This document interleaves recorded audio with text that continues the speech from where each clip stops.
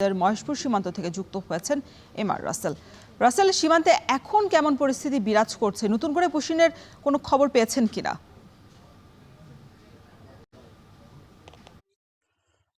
রওশন, বেশ কয়েকদিন ধরে ঝিনাইদহ সীমান্ত জুড়ে যে পুশিং আতঙ্ক সেটি কিন্তু বিরাজ করছে এবং ভারতীয় সীমান্তরক্ষী বাহিনী যারা রয়েছে তারা কিন্তু বেশ কয়েকবার পুশিংয়ের যে চেষ্টা সেটি কিন্তু তারা চালাচ্ছে। তবে বাংলাদেশ সীমান্তরক্ষী বাহিনী অর্থাৎ বিজিবি তারা কিন্তু শক্ত হাতে সেটি প্রতিহত করছে। আমি এই মুহূর্তে রয়েছি ঝিনাইদহের যে সবচেয়ে গুরুত্বপূর্ণ যে সীমান্ত রয়েছে যাদবপুর সীমান্তে, এবং সকাল থেকে আমরা এখানে দেখেছি বিজিবির যে টহল দল এখানে কিন্তু টহল এবং নজরদারি বাড়ানো হয়েছে এবং যে কোনো ধরনের অপ্রীতিকর ঘটনা, পুশিং এবং অনুপ্রবেশ ঠেকাতে তারা কিন্তু এখানে সজাগ রয়েছে।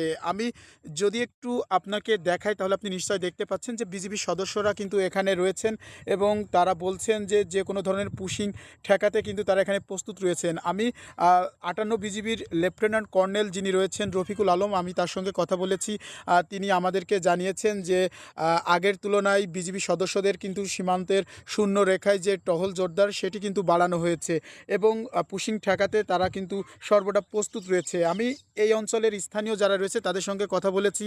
তারা বলছেন যে তারা বিজিবির সঙ্গে রাত জেগে কিন্তু এখানে পাহারা দিচ্ছেন এবং বেশ কয়েকবার কিন্তু এই সীমান্ত দিয়ে যে ভারতীয় সীমান্তরক্ষী বাহিনী বিএসএফ তারা কিন্তু পুশিংয়ের চেষ্টা করছিল সেটি কিন্তু তারা বিজিবির সাথে থেকে প্রতিহত করেছে, এমনটাও কিন্তু আমাদেরকে জানিয়েছেন। একটি তথ্য আপনাকে জানিয়ে রাখতে চাই, ঝিনাইদহে ৭৮ কিলোমিটার সীমান্ত এলাকা রয়েছে যেখানে ১০ কিলোমিটার কিন্তু একেবারেই অরক্ষিত, অর্থাৎ কাঁটাতারের বেড়া ছাড়া। স্থানীয় যারা রয়েছে তারা বলছে যে এই অরক্ষিত সীমান্ত দিয়ে যে পুশিংয়ের যে চেষ্টা সেটি কিন্তু বিএসএফ চালাচ্ছে, তবে বিজিবি যারা রয়েছে তারা কিন্তু সেটি শক্ত হাতে প্রতিহত করছে। ইতিমধ্যে আমরা দেখেছি যে 10টিরও বেশি যে পুশিং চেষ্টা বিএসএফ করেছিল সেটি কিন্তু তারা প্রতিহত করেছে এবং গতকালকেও ঠিক এই সীমান্ত দিয়ে 4 জন শিশু এবং নারী সহ যে পুশিংয়ের যে ঘটনা ঘটাতে চাইছিল বিএসএফ সেটিও কিন্তু আমরা দেখেছি বিএসএফ চোখে চোখ রেখে তাদের কিন্তু দাঁত ভাঙা জবাব দিয়ে কিন্তু সেটিও প্রতিহত করেছে। এখন পর্যন্ত